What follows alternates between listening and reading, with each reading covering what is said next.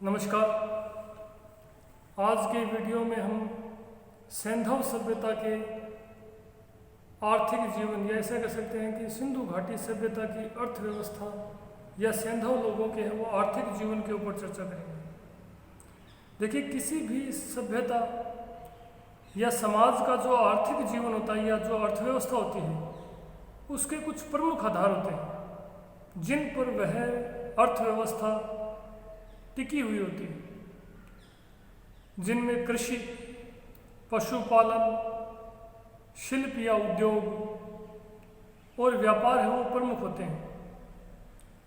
सिंधु घाटी सभ्यता या ऐसा कह सकते हैं कि सैंधव लोगों का जो आर्थिक जीवन है वो भी चार प्रमुख आधारों के ऊपर वो टिका हुआ था, जिनमें सिंचित कृषि, पशुपालन, शिल्प और दस्तकारी तथा आंतरिक और विदेशी व्यापार प्रमुख थे। या ऐसा कह सकते हैं कि सैंधव सभ्यता की जो अर्थव्यवस्था है वो मुख्य रूप से सिंचित कृषि, पशुपालन, विभिन्न प्रकार की दस्तकारी और शिल्प तथा समृद्ध आंतरिक और विदेशी व्यापार पर आधारित है। यानी आंतरिक व्यापार भी समृद्ध था, साथ ही साथ विदेशी व्यापार के साक्ष्य भी मिलते हैं। जो समकालीन संस्कृतियाँ थी, मिस्र है, यूनान है, मेसोपोटामिया है, उन संस्कृतियों के साथ इस सैंधव सभ्यता के मध्य विदेशी व्यापार के साक्ष्य भी मिलते हैं। सैंधव लोगों का जो आर्थिक जीवन था उसका सबसे प्रमुख जो आधार था वो कृषि था। यानी सैंधव लोगों का जो मुख्य व्यवसाय था वो कृषि था। सिंधु घाटी सभ्यता के अधिकांश लोगों की आजीविका का जो साधन है वो कृषि था। और विभिन्न सैंधव स्थलों के उत्खनन से जो साक्ष्य प्राप्त हुए हैं उन साक्ष्यों से ऐसा प्रतीत होता है, यानी विभिन्न अनाजों के या जिन्सों के जो साक्ष्य प्राप्त हुए हैं उनसे यह स्पष्टतया प्रतीत होता है कि सैंधव लोगों की जो प्रमुख कृषि जन्य उपजें थी उनमें गेहूं, जौ, चावल, तिल, सरसों, कपास, बाजरा, खजूर, तरबूज आदि प्रमुख थे। क्योंकि इन कृषि जो जिन्स हैं, इन कृषि जन्य वस्तुओं के जो वस्तुएं हैं इनके साक्ष्य बड़ी संख्या में सैंधव स्थलों के उत्खनन से प्राप्त हुए। और उसी आधार पर इतिहासकारों ने यह स्पष्ट करने का प्रयास किया है कि सैंधववासी मुख्य रूप से गेहूं, जौ, चावल, तिल, सरसों, कपास, खजूर, तरबूज आदि का उत्पादन करते थे। सिंधु घाटी सभ्यता की जो समकालीन विदेशी संस्कृतियां थी, मेसोपोटामिया ये संस्कृति जो है, वहाँ के जो साहित्यिक साक्ष्य हैं उन साहित्यिक साक्ष्यों के आधार पर आधुनिक इतिहासकारों ने यह स्पष्ट करने का प्रयास किया कि कपास जो है उस कपास को सर्वप्रथम उत्पादन करने का श्रेय सिंधु वासियों को ही था। संभवतः इसीलिए समकालीन जो संस्कृतियां हैं उनमें कपास के लिए सिंडन शब्द का प्रयोग किया गया। सिंडन का शाब्दिक अर्थ है सिंधु के किनारे उत्पन्न होने वाली, यानी सिंधु नदी के किनारे ही सैंधव सभ्यता है वो पनपी थी और यहीं पर संभवतः सर्वप्रथम है वो कपास का उत्पादन किया गया था। इसी कारण समकालीन संस्कृतियों में कपास के लिए सिंडन यानी सिंधु नदी के किनारे उत्पन्न होने वाली शब्द का प्रयोग किया गया। इसी प्रकार बड़ी संख्या में विभिन्न प्रकार के अनाजों के साक्ष्य है वो विभिन्न सैंधव स्थलों से प्राप्त हुए, जिनके ऊपर है वो कई बार तथ्यात्मक प्रश्न पूछ लिए जाते हैं। जैसे कि चावल से संबंधित, तो चावल के जो साक्ष्य हैं, चावल की भूसी यानी जो चावल के छिलके हैं उसके बड़ी मात्रा में जो साक्ष्य हैं वो गुजरात से प्राप्त हुए। गुजरात स्थित रंगपुर और लोथल से बड़ी संख्या में है वो या बड़ी मात्रा में चावल की भूसी के वो साक्ष्य प्राप्त हुए। इसी प्रकार राजस्थान में स्थित कालीबंगा में जो अग्निकुंड मिले हैं उन अग्निकुंडों से जले हुए चावल के साक्ष्य भी बड़ी संख्या में मिले हैं। इसी प्रकार कालीबंगा से सरसों के साक्ष्य भी मिले हैं। कालीबंगा से ही पहली बार हमें जूते खेत के साक्ष्य मिलते हैं, यानी हल रेखा, जिनके लिए क्रेडो शब्द का प्रयोग किया गया है।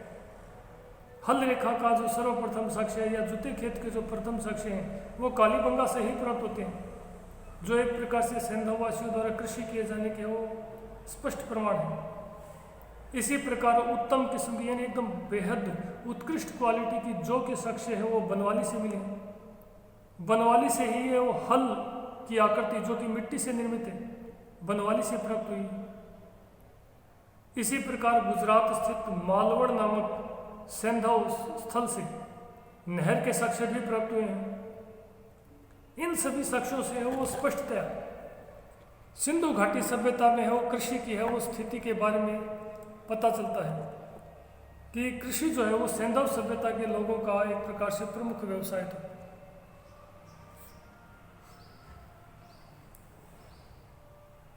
सिंधु घाटी सभ्यता के लोगों का जो प्रमुख व्यवसाय था वो कृषि था, परंतु सैंधव लोग कृषि के साथ साथ पशुपालन भी करते थे जो कि उनकी अर्थव्यवस्था का दूसरा प्रमुख आधार था।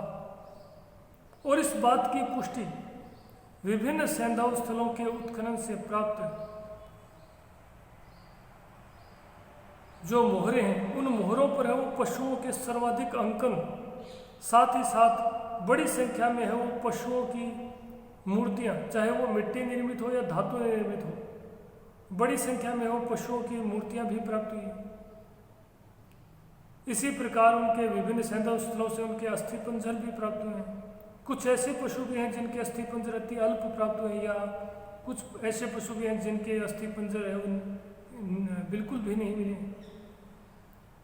सैंधव सभ्यता से के उत्खनन से या सैंधव स्थलों के उत्खनन से जो बड़ी संख्या में मोहरे मिली हैं, उन मोहरों के ऊपर है वो दो पशुओं का है वो बहुतायत अंकन मिलता है।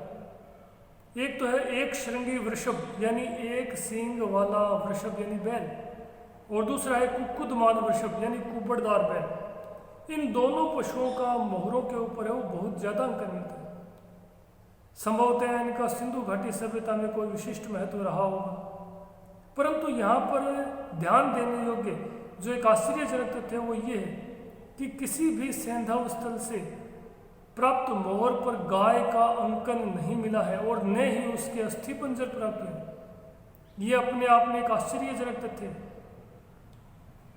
इसी प्रकार घोड़े के जो अस्थि पंजर हैं वो अति अल्प प्राप्त हुए हैं तथा मोहरों पर भी उसका अंकन नहीं मिलता, जिसके आधार पर है वो ऐसा अनुमान या ऐसा संकेत मिलता है कि संभवतः घोड़ा उनके नियमित प्रचलन में नहीं था।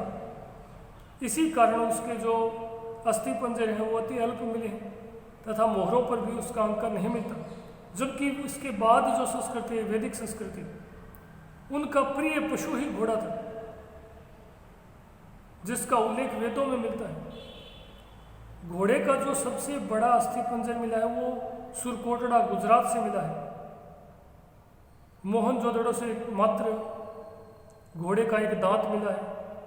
इसी प्रकार घोड़े का जबड़ा है वो राणा गुंडई से मिला है।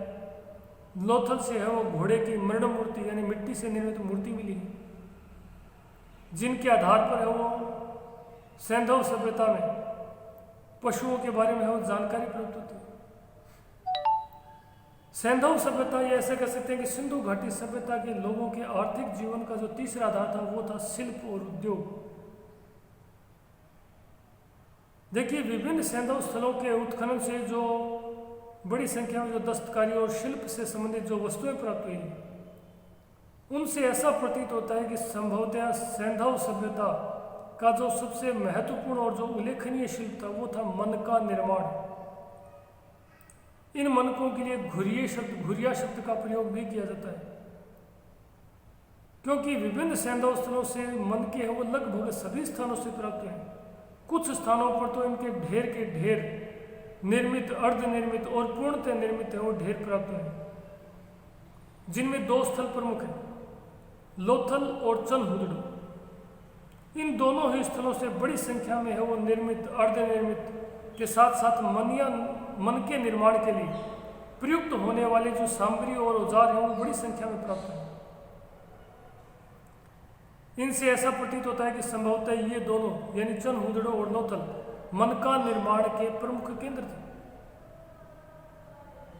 चनहुदड़ो को तो इन प्राप्त साक्ष्यों के आधार पर ही औद्योगिक नगर कहा जाता है सिंधु सभ्यता का, जबकि लोथल में इन मनकों की प्राप्ति के साथ साथ वहाँ से बंदरगाह के साक्ष्य भी प्राप्त हुए, बंदरगाह के अवशेष मिले हैं, जिसके आधार पर उसे सिंधु सभ्यता का प्रमुख व्यापारिक नगर माना गया है। ये जो मनके हैं ये न केवल विभिन्न धातुओं, कीमती धातुओं जैसे कि सोने चांदी, बल्कि मिट्टी से निर्मित भी मिले हैं। जैसे कि सोने से निर्मित मनके हैं वो हड़प्पा से मिले, तो मिट्टी से निर्मित मनके हैं वो कालीबंगा से मिले। इसी प्रकार मिट्टी निर्मित मनकों का हार हड़प्पा से मिला है। इन मनकों के अलावा बड़ी संख्या में विभिन्न सैंधव स्थलों से ताम्र निर्मित बैलगाड़ियाँ, पैमाने, दवात, शिलाजीत, लिपस्टिक आदि के साक्ष्य भी प्राप्त हैं। संभवतः इनका निर्माण भी विभिन्न सैंधव स्थलों पर किया जाता था। एक ही जैसी तांबे से निर्मित बैलगाड़ियों के साक्ष्य भी सैंधव स्थलों में हड़प्पा और चनहुदड़ों से मिले हैं। इसी प्रकार विभिन्न सैंधव स्थलों से स्केल यानी फिट, या ऐसा कह सकते हैं कि पैमाने के साक्ष्य भी मिले हैं। ताम्र निर्मित पैमाने के साक्ष्य है वो हड़प्पा से मिले हैं, जबकि मिट्टी से निर्मित पैमाना है वो कालीबंगा से मिला है। हाथी दांत से निर्मित पैमाना है वो लोथल से मिला है। इसी प्रकार सीप से निर्मित पैमाना है वो मोहनजोदड़ो से मिला है। इसी प्रकार मोहनजोदड़ो से तारों के ऊपर खिसकने वाले खिलौने का साक्ष्य भी मिला है, जिसे हम अबेकस कहते हैं। तारों के ऊपर जो मनके खिसकते हैं उस प्रकार का एक खिलौना मोहनजोदड़ो से मिला है। इसी प्रकार हड़प्पा से है वो श्रमिक आवास, हड़प्पा में जो पश्चिमी बस्ती है वहाँ से परकोटे के बाहरी साइड में श्रमिक आवास के है वो साक्ष्य भी मिले हैं।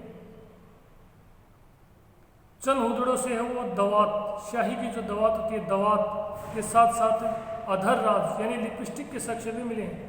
यानी सिंधु घाटी सभ्यता में लिपस्टिक का प्रयोग और शाही का प्रयोग भी किया जाता था। इसी प्रकार मोहनजोदड़ो से शिलाजीत के साक्ष्य भी मिले हैं।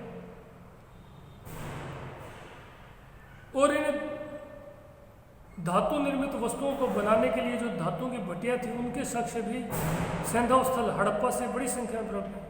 हड़प्पा से वो 6 धातु गलाने की भट्टियों के साक्ष्य भी मिले हैं। सैंधव सभ्यता के आर्थिक जीवन का जो चौथा और एक महत्वपूर्ण आधार था वो था समृद्ध आंतरिक और विदेशी व्यापार, जिसके ऊपर हम नेक्स्ट वीडियो में चर्चा करेंगे। धन्यवाद।